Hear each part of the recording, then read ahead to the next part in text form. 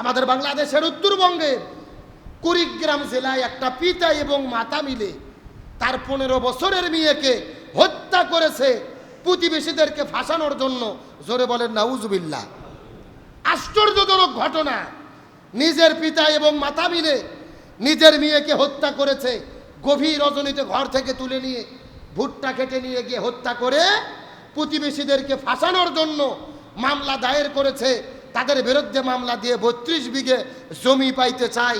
এখন আপনাদের প্রশ্ন করতে চাই, যেই পিতামাতা নিজের কন্যা সন্তানকে জবে করে হত্যা করেছে, এরা কি পিতামাতা নাকি দাজ্জাল? এ জোরে বলেন, পিতামাতা নাকি দাজ্জাল? আমার তো মনে বলে এই পিতামাতা যেই কাজটি করেছে, এই কাজটি করার মাধ্যমে তাম পৃথিবীর কোটি কোটি পিতামাতাকে তারা অপমানিত করেছে।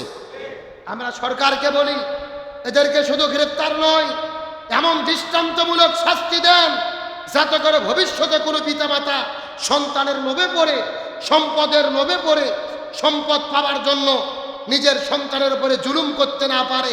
এর বিচার হওয়ার দরকার আছে না নাই? আমার প্রিয় বন্ধুগণ, মুসলমান ভাইরা, গভীর মনোযোগ। একটা সন্তানের কত দাম, একটা সন্তানের কত মর্যাদা, একটা সন্তানের কত মূল্য। বিবাহ হওয়ার পরে 1 বছর, 2 বছর, 4 বছর ধরে, 5 বছর ধরে ঘর সংসার করেছে, কত তো সন্তান পৃথিবীতে হয় না।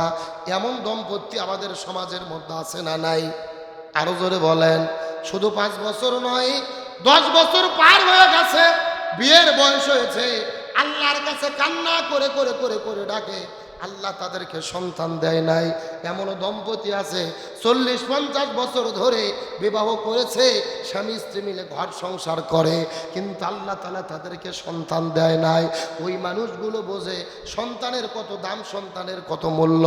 হসপিটালের মধ্যে ঘরে এক মেডিকেল থেকে আরেক মেডিকেলে দৌড়ায়, ডাক্তারদের কাছে বলে যদি কোনো সন্তানের খোঁজ পাওয়া যায় আমাদেরকে একটা সন্তান দেবে।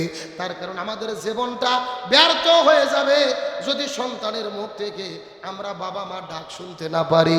এই দুনিয়া দিয়ে কি হবে, সম্পদ দিয়ে কি হবে, জমি দিয়ে কি হবে, বাড়ি দিয়ে কি হবে, যদি আমাদের সন্তান না থাকে আর যদি তাদের মুখ থেকে মা আর বাবা ডাক শুনতে না পারি।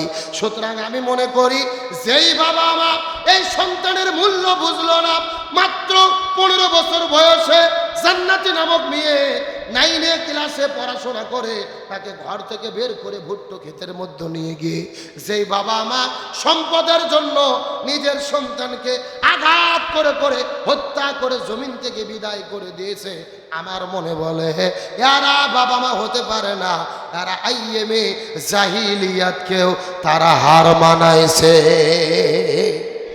আমরা তো জানি রসুলের জামানায়, রসুল পৃথিবীতে আসার আগে সেই জামানায় কন্যা সন্তানদেরকে জীবন্ত হত্যা করা হতো। আর আজকে সেই রসুলের জামানার 1500 বছর পরে ডিজিটাল সিভিলাইজেশনের জামানায় শুধুমাত্র জমি পাওয়ার জন্য বাবা মা আর চাচি মিলে সন্তানকে যারা হত্যা করলো, এরা মা নয়, এরা বাবা নয়, এরা বাবা মা নামের কুলাঙ্গার। এমনিতেই বাংলাদেশের মধ্যে বর্তমানে বিশৃঙ্খলা কম না বেশি? এত অশান্তি, এত সমস্যা, এত বিশৃঙ্খলা। ডক্টর মোহাম্মদ ইউনূস ক্ষমতা গ্রহণ করেছে, প্রতিদিন এত আন্দোলন, মনে হচ্ছে ক্ষমতা থাকাই বিপদ। কথা বল না কে? আন্দোলনের শেষ নাই, দাবি আর চাওয়া পাওয়ার শেষ নাই। মানে গত 16 বছরে যত দাবি ছিল, যত চাওয়া পাওয়া ছিল, হাসিনা পলে যাওয়ার পরে মনে হচ্ছে কাজ আদায় হচ্ছে। কথা বল না কে? টেলিভিশন খুলবেন, আজকে এই আন্দোলন, কালকে আর এক আন্দোলন, আর একদিন ঘেরাও, যমুনা ঘেরাও, শাহবাগ অবরোধ, আন্দোলনের আন্দোলন। বাংলাদেশের মধ্যে বিশৃঙ্খলা আছে না নাই?